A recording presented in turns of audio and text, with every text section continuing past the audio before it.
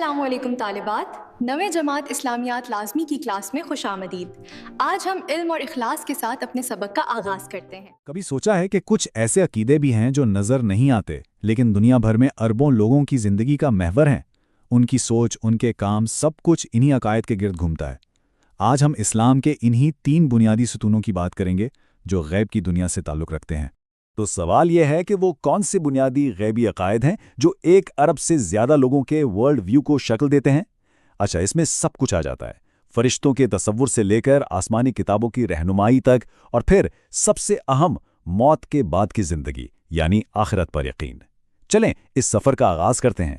تو سب سے پہلے بات کرتے ہیں فرشتوں کی، یعنی وہ نوری مخلوق جو اللہ کے پیغام اور احکامات کو پوری کائنات میں پہنچاتی اور نافذ کرتی ہے۔ اچھا، تو یہ فرشتے جنہیں ملائکہ بھی کہتے ہیں، آخر ہیں کیا؟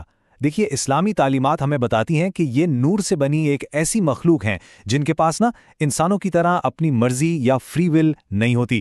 ان کا تو مقصد وجودی ایک ہے، اللہ کے حکم کو بجا لانا، بس۔ وہ نہ تھکتے ہیں نہ انہیں نیند آتی ہے، ہر لمحہ ہر سیکنڈ بس اپنے کام میں لگے رہتے ہیں۔ اور ان کے ذمے جو کام ہیں وہ بھی کوئی چھوٹے موٹے نہیں ہیں۔ ہر فرشتے کی ایک بالکل خاص، ایک اسپیسیفک ذمہ داری ہے۔ سوچیں ذرا، کچھ فرشتے کائنات کا پورا نظام چلا رہے ہیں، کچھ ہر انسان کے اعمال کا ریکارڈ رکھ رہے ہیں، اور کچھ تو ہر وقت صرف اللہ کی حمد و ثنا میں مصروف ہیں۔ یہ اللہ کی قدرت اور اس کائنات کے پرفیکٹ سسٹم کی ایک زبردست مثال ہے۔ اچھا، ان تمام فرشتوں میں سے 4 ایسے ہیں جن کا ذکر بہت زیادہ آتا ہے۔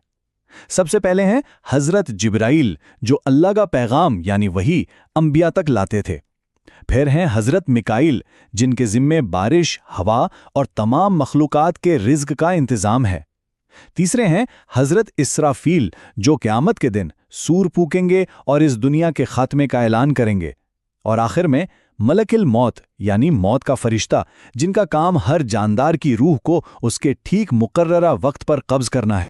تو فرشتوں کے ذریعے جو پیغام بھیجا جا رہا تھا وہ آخر تھا کیا؟ وہ پیغام آسمانی کتابوں کی شکل میں ہم انسانوں تک پہنچا۔ آپ کہہ سکتے ہیں کہ یہ وہ گائیڈ بکس ہیں جو ہمیں زندگی گزارنے کا طریقہ سکھانے کے لیے بھیجی گئیں۔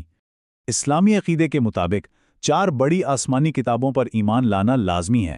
سب سے پہلے تورات، جو حضرت موسیٰ پر نازل ہوئی، پھر زبور، جو حضرت داؤد کو ملی، اس کے بعد انجیل، جو حضرت عیسیٰ پر نازل ہوئی، اور آخر میں قرآن، جو آخری نبی حضرت محمد صلی اللہ علیہ وسلم پر نازل ہوا۔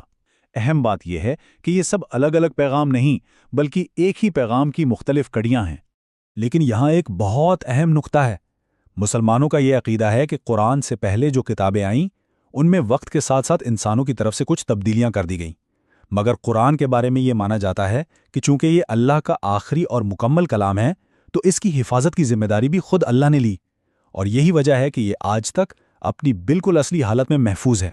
اور اسی لیے قرآن کو صرف ایک مذہبی کتاب نہیں سمجھا جاتا بلکہ ایک مکمل کوڈ آف لائف، ایک مکمل ضابطۂ حیات۔ یہ نہ صرف پچھلی تمام کتابوں کی اصل تعلیمات کو کنفرم کرتا ہے بلکہ ان کو مکمل بھی کرتا ہے، اور یہ صرف اس وقت کے لوگوں کے لیے نہیں بلکہ قیامت تک آنے والے تمام انسانوں کے لیے رہنمائی ہے۔ اچھا، تو ان کتابوں میں جو رہنمائی دی گئی ہے اس پر عمل کرنے کا آخر نتیجہ کیا نکلے گا؟ یعنی اس سب کا اینڈ گیم کیا ہے؟ یہی سوال ہمیں ہمارے تیسرے اور آخری موضوع کی طرف لے کر جاتا ہے، یعنی آخرت کا سفر۔ دیکھیں، آخرت کا مطلب صرف یہ نہیں کہ مرنے کے بعد دوبارہ زندہ ہو جانا ہے، نہیں، یہ ایک پورا سفر ہے، اور اس پر یقین رکھنے کا مطلب یہ ہے کہ ہم یہ مانتے ہیں کہ یہ دنیا کی زندگی ایک امتحان گاہ ہے، ایک ٹیسٹ ہے، اور اس کا اصل رزلٹ تو موت کے بعد ہی آئے گا۔ یہی وہ تصور ہے جو اکاؤنٹیبلٹی یعنی اعمال کی جواب دہی کو یقینی بناتا ہے۔ اور یہ سفر کئی مرحلوں سے گزرتا ہے۔ سب سے پہلے آتی ہے موت، جب روح جسم سے الگ ہو جاتی ہے۔ اس کے بعد برزخ کا دور شروع ہوتا ہے۔ یہ سمجھ لیں کہ ایک انتظار گاہ ہے قیامت کے دن تک۔ پھر وہ دن آئے گا جب سب کو دوبارہ زندہ کیا جائے گا، اور اس کے بعد ہوگا اصلی حساب کتاب ہمارے تمام اعمال کا۔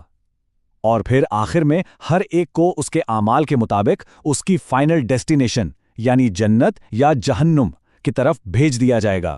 اس پورے سفر کا جو کلائمیکس ہے، جو سب سے اہم اور فیصلہ کن مرحلہ ہے، وہ ہے یوم حساب، یعنی وہ عظیم دن جب ہر چیز کا حساب ہوگا۔